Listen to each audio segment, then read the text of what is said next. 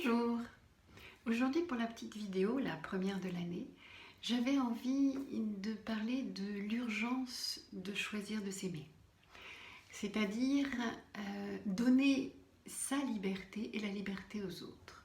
Quand on fait le choix de s'aimer, on ne va pas demander inconsciemment à l'autre de remplir nos manques, de satisfaire nos besoins que l'on pourrait soi-même satisfaire, mais on ne voit pas qu'on pourrait les satisfaire. On va être dans l'illusion que l'autre peut remplir ses manques. Et de ce fait, on va visser la relation. On va demander implicitement, ça n'est pas explicitement, on va demander implicitement à l'autre de remplir ses manques. Et si cela n'est pas, eh bien on va être déçu. Et inconsciemment, on va en vouloir à l'autre. Donc on va nourrir des rancœurs qui ne sont pas forcément conscientes. Ça va créer une espèce de vibration qui va être négative sans qu'on en soit totalement consciente.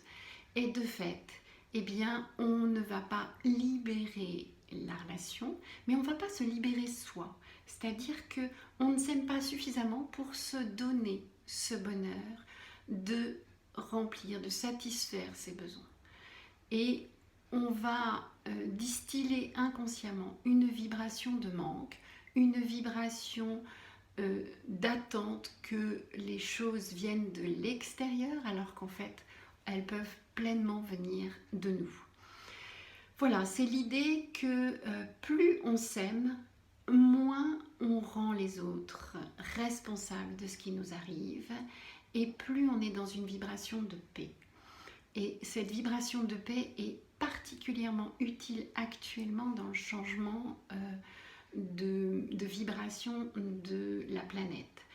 On a besoin justement de ce choix de s'aimer, de ce choix de devenir autonome, de devenir qui on est fondamentalement, sans attendre que ce soit les autres qui fassent, sans s'en remettre à un état providentiel, sans s'en remettre à une sécu providentielle, sans s'en remettre en fait à l'autre et à donner notre pouvoir de nous rendre heureux aux autres.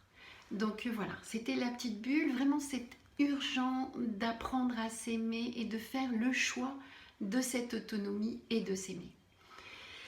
Ça paraît un petit peu compliqué, en fait ça n'est pas tant que ça, donc je vous invite simplement à y réfléchir, voir un petit peu ce qui se passe pour vous par rapport à ça, et puis de commencer à mettre en œuvre ce vaste chantier, mais qui n'est pas si compliqué que ça.